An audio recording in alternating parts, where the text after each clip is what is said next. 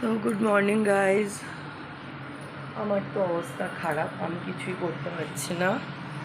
তো মাসি এখানে করছে লুচি। আজকে আমাদের বাড়িতে অনেক গেস্ট আছে। দেখো ফোলা ফোলা লুচি।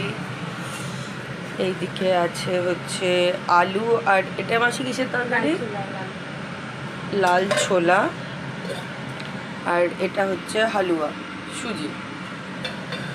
আর এদিকে হচ্ছে ফুলকো ফুলকো লুচি। খেয়েছো তুমি?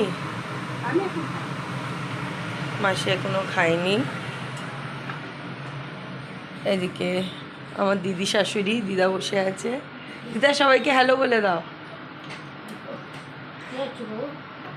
কিছু হয়নি। এদিকে অভিষেক খাওয়া শুরু করে দিয়েছে।